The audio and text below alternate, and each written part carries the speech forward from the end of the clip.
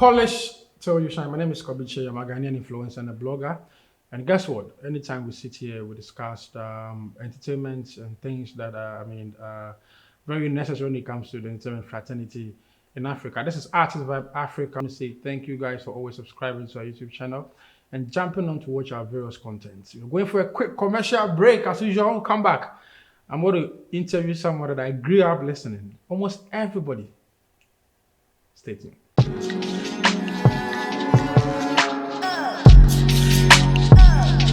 What's up, world? What's up, Africa? What's up, Ghana? My name is Kobby Kyei, and welcome to Artist Vibe Africa. Artist Vibe Africa. Artist Vibe Africa. Artist Vibe Africa. Artist Vibe Africa. Artist Vibe Africa. Artist Vibe Africa. Artist Vibe Africa. It's Artist Vibe Africa. With Kobby Kyei. With Kobby Kyei. With Kobby Kyei. It's Artist Vibe Africa with Kobby Kyei. So this is going to be the hottest entertainment show to hit the continent of Africa. And hey, I'm going to interview your favorite artist, my favorite artist, and our favorite artist. Many men shall die because of the greedy of another man, yeah. Worldwide. Ananas, yeah. Ananas, yeah.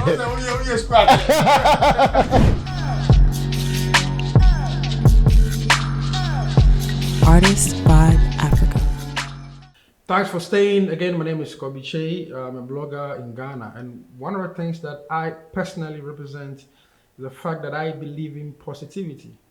Because I believe positive is the way forward. Positivity will help all of us achieve and also impact humanity. Today, my guest is somebody that, like I said from my preamble, I grew up listening to. One of his records that always keeps my heart close to him. I'm sure when he was even recording that song, he didn't know in 2021, someone, somewhere, will interview him to mention it. That is the impact we're talking about. Almost all his songs are timeless. He took his time to record a song. So it has positive impact and effect on almost all the children growing up. Save Us is one music that I personally love to date when that composition came out. Emmanuel Andrew Samini is my guest. I tweeted yesterday that I would love to interview this legend. It was my dream. I was praying for it. A young boy from Aguna Diaka, the central region. Today, I'm sitting here to interview somebody that I humbly respect so much. Samini. Yes, sir. God bless you. Thank you so much. Thanks for having me, man. I feel super humbled to sit right in front of you. Because I was a young boy growing up in the village, and I listened to your music, your content, and it changed. All the Sack, Stone, all these new guys, all of us were fans before we got to even love Sack. I'm saying this on record. Before we all came to love the new guys, it was Samini that we all admired. Because he was the guy taking us to the African and the international, winning all those awards that we used to brag about, facing the likes of Two-Face and all that. Once again, God bless you for the impact that you've accumulated for yourself and that of Ghana music. Thank you. Thank you. My first question will be, looking through all these achievements, how did your surroundings, a boy from Ghana, influence you to be who you are today? Thank you very much. First of all, I'd like to say greetings to your viewers. Thanks for having me. I'm really honored to be here. As a Ghanaian or as an African kid, naturally you grow up with certain values that you're going to travel around the world with. Then these are going to be your attributes wherever you go. So I think the upbringing that I got from my parents and my nuclear family played a huge role in how I conducted myself going out there and representing my country at all these huge platforms. So I must say, I'm grateful to my parents for, giving us the support that we needed to stand on our feet as kids and do whatever we were meant to do. So today I sit here as a proud achiever and as someone that knows that most of it or all of it is due to, or credit due to my background. Great. Yeah, Now, fast forward, you have children. yeah. Growing up then, when you started your music compositions, did you foresee that all these great records that you are producing, like I said, they are timeless? Did you foresee that a time will come that children and even your own children will come to relate to it and appreciate it? Well, I think I learned that after my first, shot at the Ghana Music Awards, where Linda was one of the most nominated songs, but ended up not winning an award because they said that it was sexually suggestive or it was explicit. So then it didn't get an award.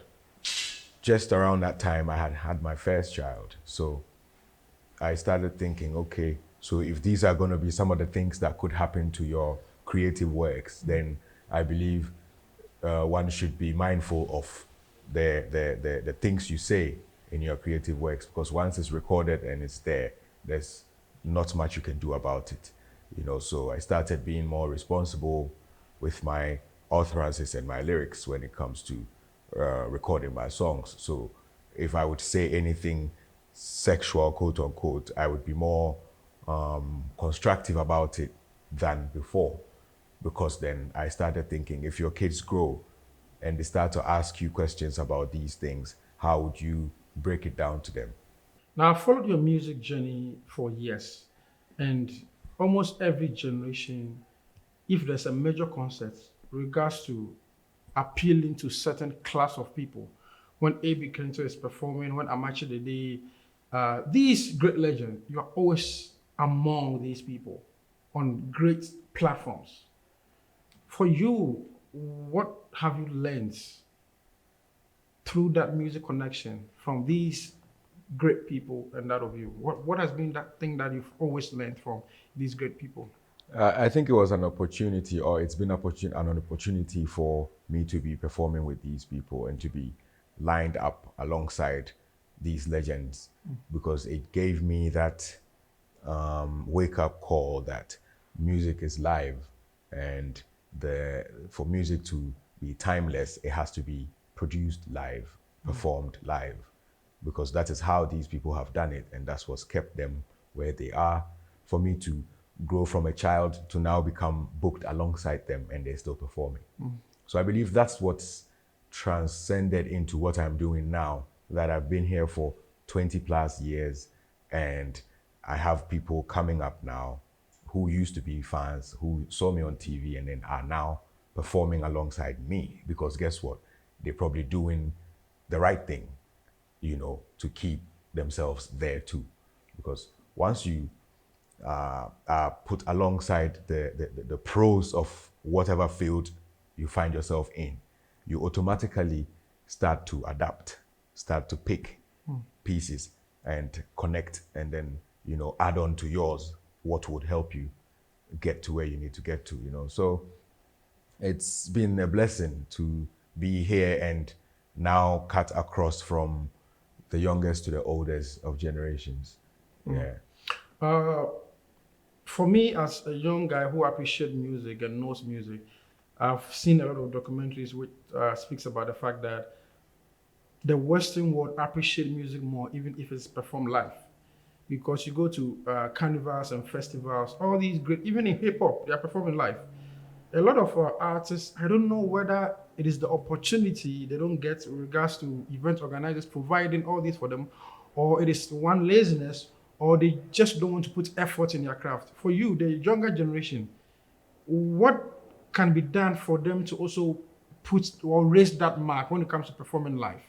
I think the younger generation are caught up in that whole fast food music kind of vibe, that whole quick and let's go kind of vibe, which is fine because that's their age.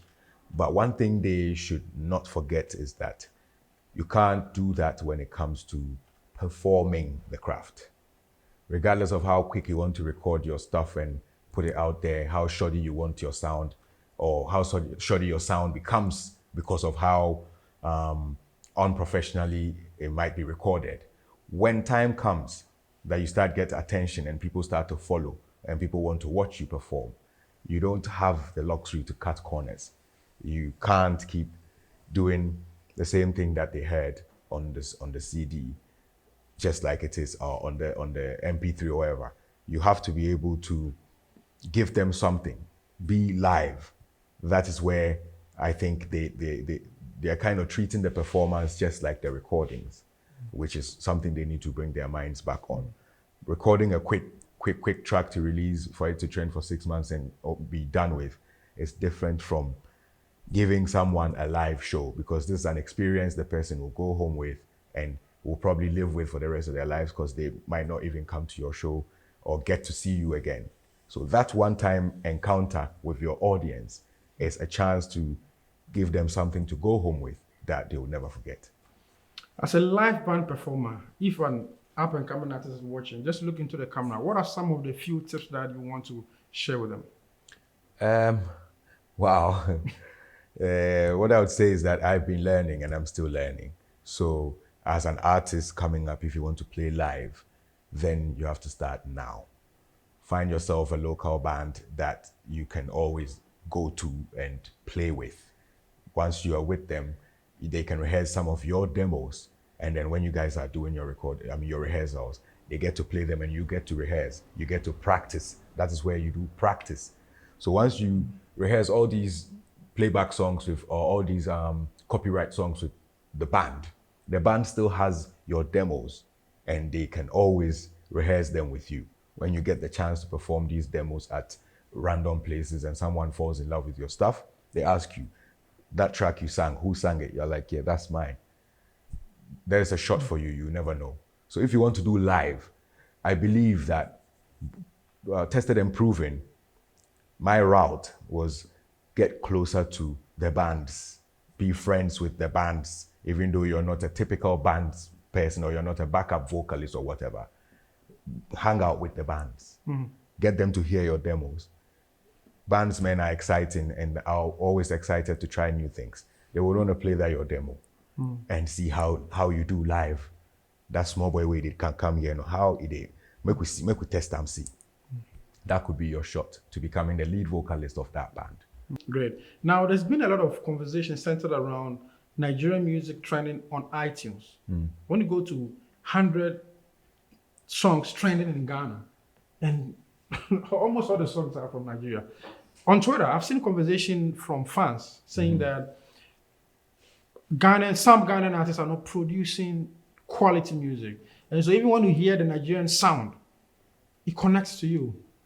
So we have no option than to consume it. For you, what is the issue? What can be done? Because you've seen it all. What can be done to really making sure that the fans will consume the music? Is it from the DJ point of view, the media point of view? Because all the songs that are trending in Ghana on all the digital platforms are music from outside Ghana. Well, I would speak as an artist and just urge my fellow artists to just keep it as Ghanaian as you can and make sure you just keep your craft clean and keep pushing, because the numbers out there, like I always say, it's not realistic for you to want to compare a Nigerian to a Ghanaian when it comes to the numbers in everything on any level. When it comes to people voting for something, it won't be fair for you to want to expect a Nigerian to be just neutral or unbiased, non-biased, if I should say. So then, don't look on that trend as what means that Ghanaian music is not happening. The number of people that are able to use these gadgets and have access to these gadgets and have, access to data and are online that much, all of these things come to play. But then again, to Ghanaians, to the people that patronize music, if you want our music to be out there and that competitive, then there should be a conscious decision on your end to patronize our music more, because the more you do that, the more it reflects in the numbers that would make us go closer to whoever we are supposed to be competing with. But if you are in the wagon of who we are competing with and you're supposed to be holding our flag and calling us out as being slow, then you should watch yourself as a very irresponsible fan or a very dishonest follower, because you should put your all into your thing before you start calling him out for not doing enough. Yeah. Great. Now, aside your talents, one of the things that has also pushed you to this level is your business mindset. For you as an artist, in connection with business, always, how have you been able, within this 20 years and moving on, how have you been able to consciously build a business brand around you? Well, it's being conscious of yourself and knowing, basically business entity concept. You just have to know, because now you're an artist, but you are the vessel, you are a business, and so you have to take yourself away from the vessel and then manage it, so that you can be able to call out faults and be responsible for certain things. So I don't think there's a blueprint to how it's done, or there's any magic trick to it, apart from divine grace and God just knowing the reason why everybody is here and how long everybody will be here and whatever we will be doing. I think that self-consciousness of what you are makes you able to protect it against things that could prevent you from being what you are and who you are. So I've tried not to let things dent my hard-earned brand and affect me from maybe attracting the right brands to come on board so we win together. Now, speaking about brand, though, I mean, you have a very fine brand. And it looks as if every generation you fit in. For you, how have you been able to, one, build that fan base who will follow you? Because I'm sure when I started following you, I was like junior high school somewhere.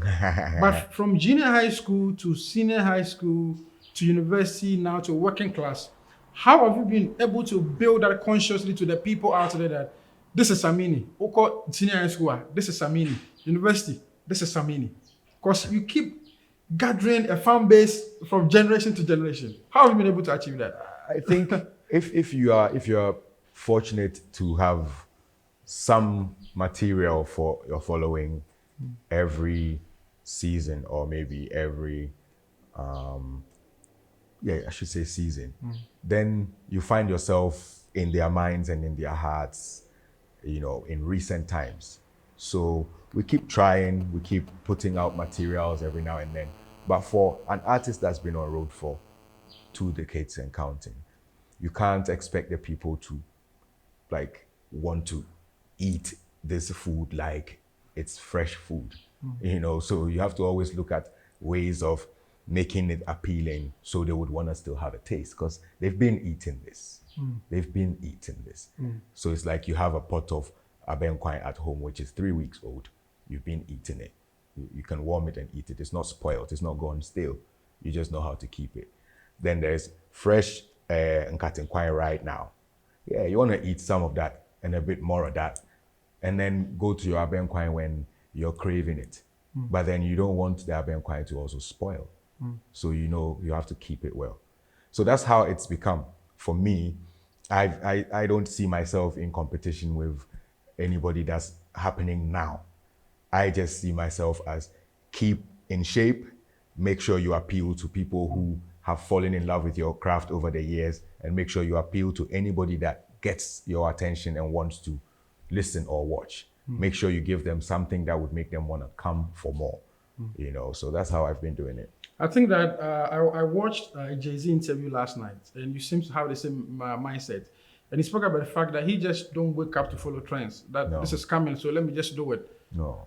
All of them will go, but still Jay-Z is because people love you for a reason, so you don't have to be tampering with it too much. Yeah. For you, looking back into the days, you have performed on a lot of platforms.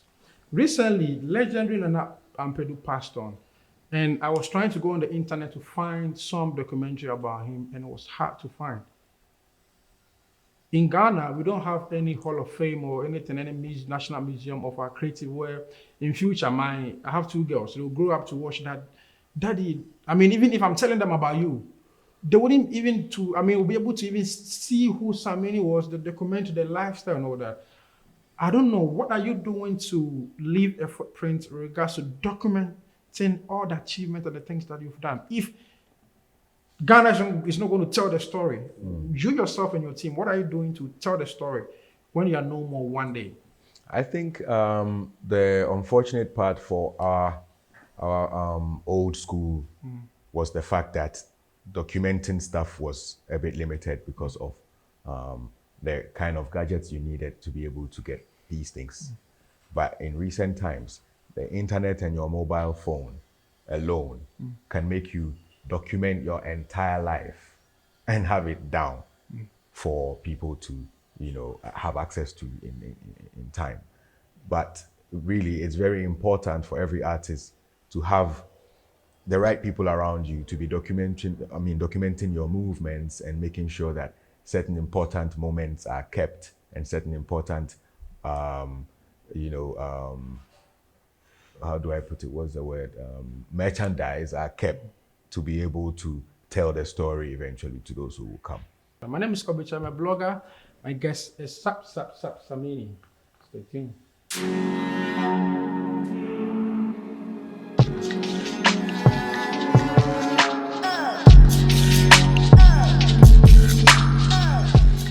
You're still watching Artist Vibe Africa. My guest has been the man Samini, legend, a living legend for that matter. And like I said, I'm super humbled to interview Samini. You're still on the conversation. Samini. Yes, sir.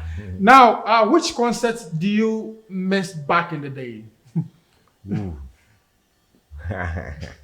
Which concert?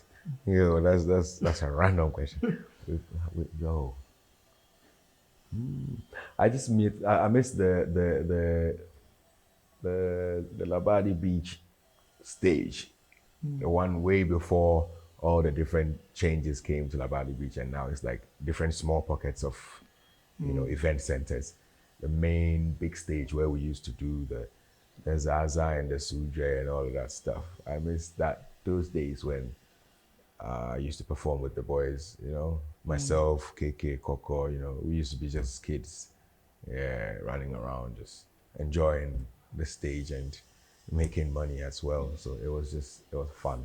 How do you feel as a godfather seeing Kenyatta, Stone, because you saw them grow up? Yeah. How's it feeling when you see their success? It's exciting because we were some of the very first people to see potential in them and to know for sure that this is going to blow, to know for sure that this is going to blow. We were one of the very first people to have that experience. So it's always exciting to see what you've told people is going to happen. You feel like a prophet. Yeah, but it's an exciting feeling. And you're always happy to see your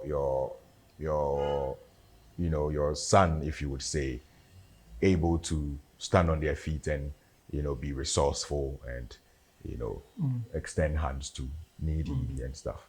Now, quite the new guys, those who are doing so well, have said that it's difficult to now spot a talent and just work with because it comes to a lot of pressure. Now, when they sign the new guy is trying to now detect, you're not doing this for me, you're not doing this for me.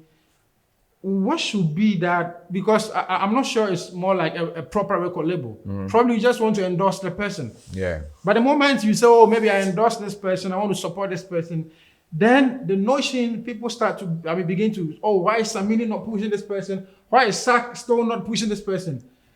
How should we handle that? So that it won't be like, Charlie, let me just endorse this person and just go.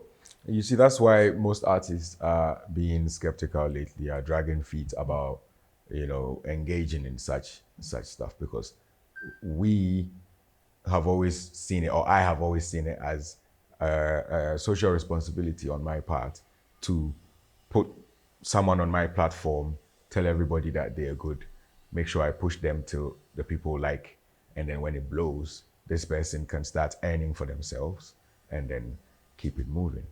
But to have a proper record label, I experienced that, I have signed artists and we've worked and they've graduated and they're doing what they're doing.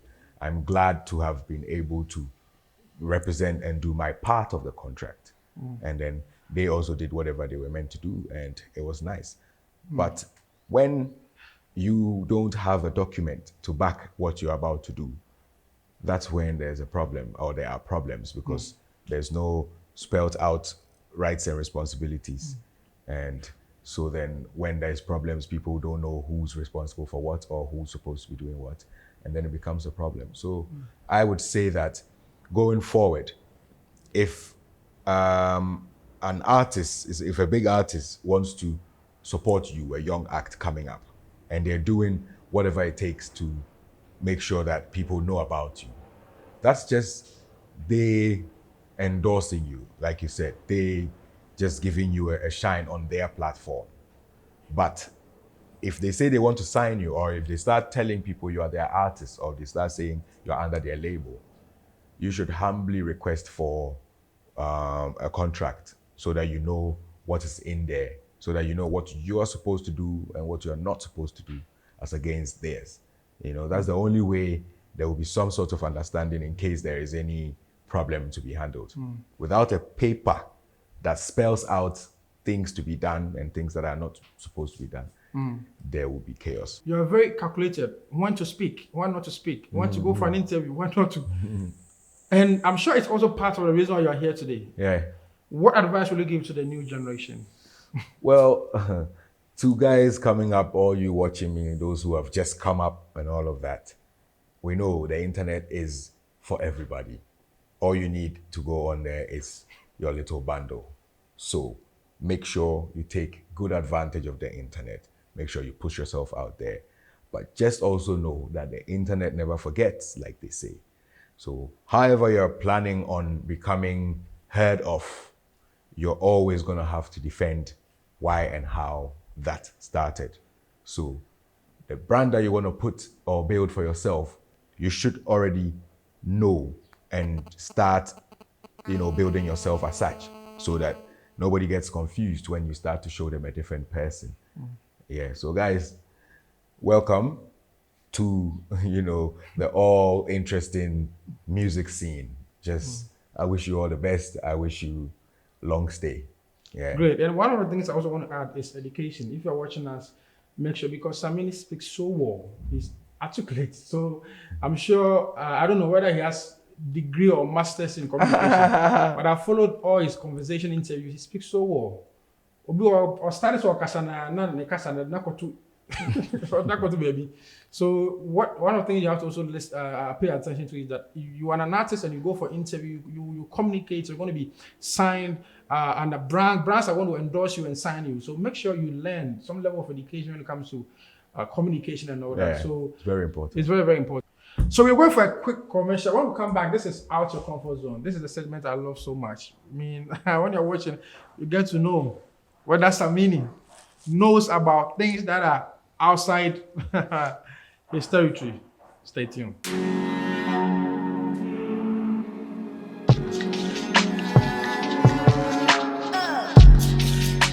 Out your comfort zone. This is the segment that I love so much. I'm not going to give the answer. You're watching home. If it is correct, it's correct. If you're going to laugh at Samini, then you laugh. You're going to clap for him, then you clap for him. My first question is, what is the capital of Jamaica? What's the capital of Jamaica? Kingston. Must be. This must be you. This must be you trying to make it easy from the beginning, and then you try to play around with my head. Guys, no, it's official. Before the name Gold Coast, what name was Ghana called? What name was Ghana called? You just said the name. So before that's a trick question. Before the name Gold Coast. Before the name Gold Coast, what was Ghana called? This would be the west coast of Africa or something. This is Kumbisala. What? Kumbisala. Okay. They never told us in social studies. I know, right? Who designed the national flag? Who designed the national flag? Who designed the national flag?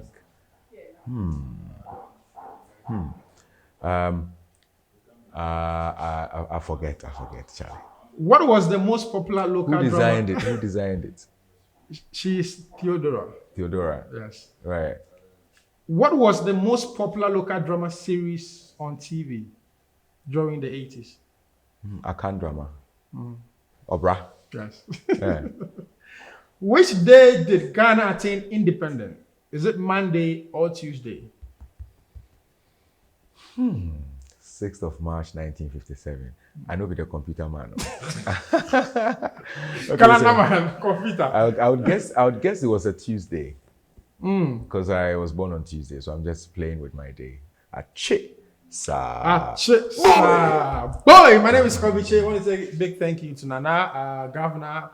I know all the guys. Make sure that you subscribe to our YouTube channel. My name is Kobby Kyei. Keep watching and supporting positivity. That's the way forward. God bless you.